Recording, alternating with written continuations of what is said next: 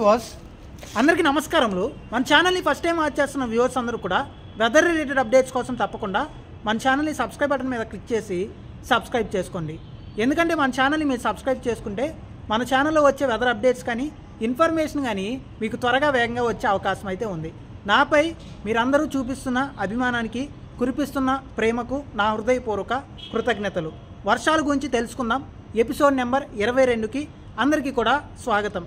ఈరోజు ఈ ఎపిసోడ్లో 2025 సంవత్సరంలో వరుణదేవుడు కృష్ణమ్మను కరుణిస్తాడా, 2023 సంవత్సరంలో ఎడారిలాగా మారిన కృష్ణానది 2024 సంవత్సరంలో ఉప్పొంగి ప్రవహించింది. మరి 2025 సంవత్సరంలో కృష్ణమ్మ పరిస్థితి ఏ విధంగా ఉండే అవకాశం ఉంది?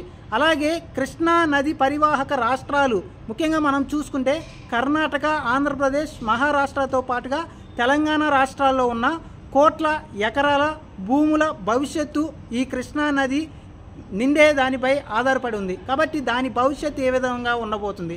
అలాగే కృష్ణా నదిపై ఆధారపడి ఉన్న సాగు చేస్తున్న లక్షల రైతుల కుటుంబాల ఆశ ఏ విధంగా నెరవేరబోతుంది వర్షాల రూపంలో అనే దాని గురించి ఈ వీడియోలో అయితే క్లియర్ కట్గా తెలుసుకుందాం. అలాగే కృష్ణా నది చరిత్ర ఏంటి, అసలు కృష్ణా నది ఎక్కడ పుడుతుంది, అలాగే కృష్ణా నది ఎన్ని వేల కిలోమీటర్లు ప్రవహిస్తుంది, అలాగే ఎక్కడ ఇది సముద్రంలో కలుస్తుంది అనే దాని గురించి ఈ వీడియోలో క్లియర్ కట్గా అయితే తెలుసుకుందాం. ఇక మనం చూసుకుంటే ముందుగా 2023 సంవత్సరంలో ఎల్నినో ప్రభావంతో పూర్తిగా కూడా మహారాష్ట్ర, కర్ణాటకలో వర్షాలు లేకపోవడంతో కృష్ణా నది ఎదారిలాగా మారిపోవటం, అలాగే మన రాయలసీమ కానీ అలాగే తెలంగాణ రాష్ట్రంలోని ముఖ్యంగా దక్షిణ తెలంగాణ ప్రాంతం కానీ అలాగే దక్షిణ కోస్తాలోని చాలా ప్రాంతాల్లో పూర్తిగా కూడా వర్షాలు లేకపోవడంతో సాగునీరు కానీ అలాగే తాగునీరు అందకపోవడంతో ప్రజలందరూ కూడా ఇబ్బందులు పడటం జరిగింది. అలాగే 2024 సంవత్సరంలో ఎల్నినో కాస్త లానినోగా మారటం, అలాగే కొంచెం వర్షాలు కొంచెం మంచిగా మహారాష్ట్ర, కర్ణాటకతో పాటుగా ఆంధ్రప్రదేశ్ రాష్ట్రంలోని చాలా ప్రాంతాల్లో నమోదవుతూ వచ్చాయి. కాబట్టి 3 నుంచి 4 సార్లు కృష్ణమ్మ ఉప్పొంగింది. చాలా ప్రాజెక్టులు నిండి 3 నుంచి 4 సార్లు గేట్లు ముఖ్యంగా ఆల్మట్టి కానీ, నారాయణపూర్ కానీ, అలాగే శ్రీశైలం కానీ, నాగార్జున సాగర్ గేట్లు కూడా జూరాల కానీ తెరవడం 2024లో చూసాం. మరి 2025 సంవత్సరంలో ఎల్నినో కాస్త పూర్తిగా కూడా న్యూట్రల్గా మారబోతుంది. అంటే ముఖ్యంగా 2025 సంవత్సరంలో కూడా వర్షాలు పడటానికి కొన్ని ప్రాంతాల్లో ముఖ్యంగా మహారాష్ట్ర అలాగే కర్ణాటక ప్రాంతాల్లో పడటానికి ఎక్కువగా అవకాశాలు అయితే ఉన్నాయి. కాబట్టి ఇప్పటికిప్పుడైతే 2023, 2024 సంవత్సరంలో క్లారిటీ మనం జనవరిలో ఇచ్చినప్పటికీ ఈ సంవత్సరం ఇవ్వలేకపోతున్నాం. అయినప్పటికీ కూడా శ్రీశైలం డ్యాము నిండుతుంది, అలాగే నాగార్జున సాగర్ కూడా నీరు విడుదలవుతుందని నేనైతే ఆశిస్తున్నాను. మనందరి ఆశ కూడా నెరవేరుతుంది. రైతులందరూ కూడా మళ్ళీ 2025 సంవత్సరంలో మంచి సాగు చేస్తారని అయితే నేను ఆ దేవుడిని కోరుకుంటున్నాను. అలాగే ఆ దేవుడి కరుణతో కృష్ణమ్మ ఈ సంవత్సరం కూడా పర్వళ్ళు తొక్కుతుందని అయితే నేను ఆశిస్తున్నాను. ఇక కృష్ణా నది చరిత్ర ఒకసారి మనం చూసుకుంటే మనకి ఇన్ని అవకాశాలు ఉన్నాయి. ముఖ్యంగా మనం చూసుకుంటే శ్రీశైలం డ్యాము నిండటానికి మనకి చాలా అవకాశాలు అయితే ఉన్నాయి. ఒక నది కాదు, 2 నదులు కాదు, ఎన్నో ఉపనదులు ఒక్క రాష్ట్రంలో ముఖ్యంగా మహారాష్ట్రలో వర్షాలు లేకపోతే కర్ణాటకలో పడినా, కర్ణాటకలో వర్షాలు లేకపోతే మహారాష్ట్రలో పడినా, ఎక్కడ వర్షాలు పడినా కానీ మనకి కృష్ణమ్మ పర్వళ్ళు తొక్కే అవకాశం ఉంది. కాబట్టి ఖచ్చితంగా ఈ సంవత్సరం కూడా శ్రీశైలం డ్యామ్ నిండుతుంది. ఒకసారి కాదు ఇంకా ఎక్కువ సార్లే నిండుతుందని మనస్ఫూర్తిగా మనము ఆ దేవుణ్ణి కోరుకుందాము. అలాగే 2024 సంవత్సరం లాగా ఈ సంవత్సరం కూడా సాగు ఉంటుందని మనస్ఫూర్తిగా ఆశిద్దాం.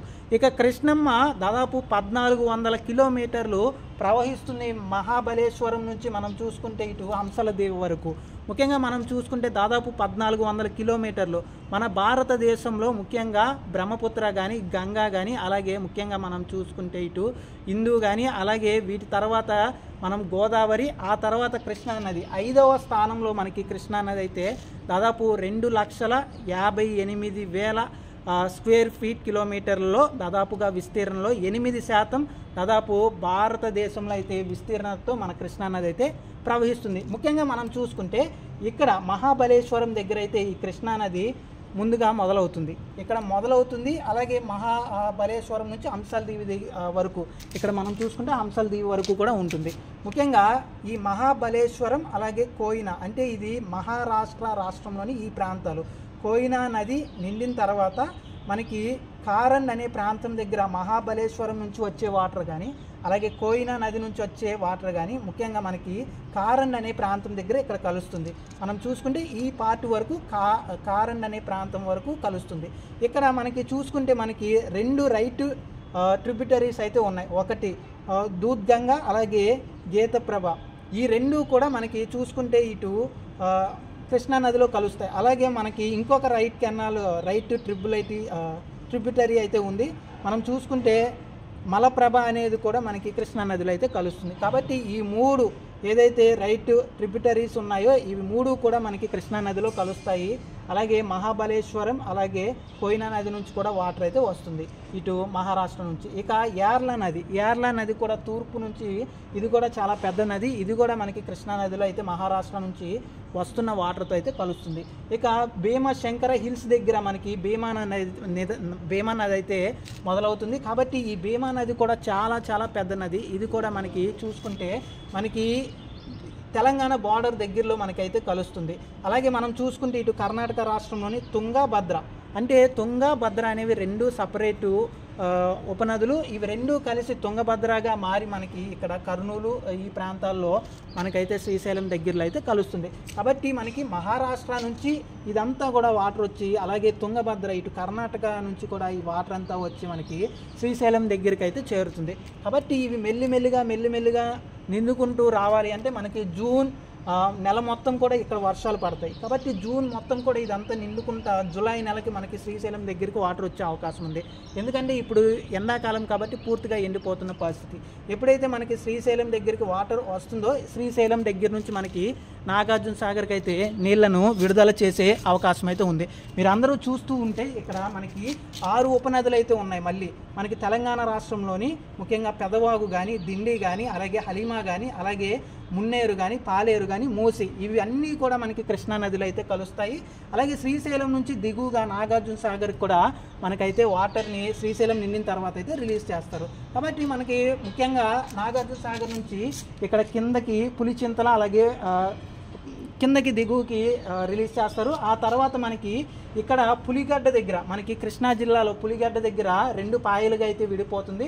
ఒకటి హంసల దీవి దగ్గర సముద్రంలో కలిస్తే ఇక్కడ మనకి ఏటుగుంట అలాగే నాచగుంట అలాగే ఉప్ప చెరువు ఈ 3 ప్రాంతాల్లో 3 పాయలుగా విడిపోయి మనకి ఇక్కడ సముద్రంలో అయితే కలుస్తుంది ముఖ్యంగా. కాబట్టి ఓవరాల్గా మనం చూసుకుంటే ఇక్కడ మొదలైన మన కృష్ణా నది కాస్త ఇక్కడ మనకి ఏదైతే మనకి హంసల దీవి ఈ ప్రాంతం ఉందో ఆ ప్రాంతాల్లో అయితే పూర్తిగా కూడా వర్షాలు ఎక్కువై వరదల రూపంలో వచ్చిన వాటర్ అంతా కూడా కలుస్తుంది. కాబట్టి ఓవరాల్గా మనకి ఎన్నో ఆప్షన్స్ అయితే ఉన్నాయి. భీమా నది చాలా పెద్ద నది, అలాగే ముఖ్యంగా మనం చూసుకుంటే కోయినా నది చాలా పెద్దది, తుంగభద్ర చాలా పెద్దది.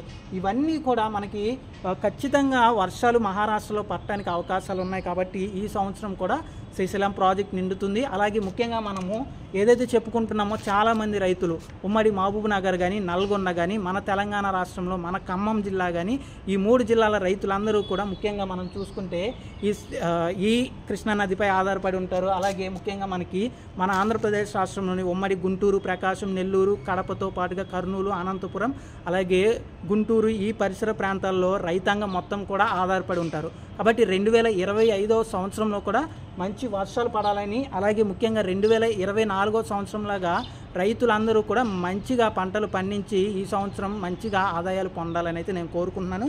ఇది మన కృష్ణా నది యొక్క చరిత్ర. దాదాపు 1400 కిలోమీటర్ల మేర ఇది ముఖ్యంగా మహాబలేశ్వరం దగ్గర ముఖ్యంగా మనం చూసుకుంటే మొదలయ్యి ఇది హంసల దీవి దగ్గర కలుస్తుంది. 4 రాష్ట్రాల ప్రజలు ముఖ్యంగా మనం చూసుకుంటే కోట్లాది మంది రైతాంగం మొత్తం కూడా ఎదురు చూసేది ఈ ప్రాజెక్టు. ముఖ్యంగా మనకి ఏదైతే శ్రీశైలం, నాగార్జున సాగర్ కానీ అలాగే ముఖ్యంగా మనం చూసుకుంటే ఆల్మట్టి, నారాయణపూర్, జూరాల ఈ ప్రాజెక్టులు ఎప్పుడు నిండుతాయి, కృష్ణమ్మ ఎప్పుడు ఉగ్రరూపం దాల్చుతుంది అని ఎదురు చూస్తారు. 2025వ సంవత్సరంలో కూడా ముఖ్యంగా మనకి వ్యతిరేకమైన పవనాలు వాతావరణంలో ఉన్నప్పటికీ కూడా ఖచ్చితంగా నిండుతుందని మనస్ఫూర్తిగా ఆశిద్దాం. థ్యాంక్ యూ అండి.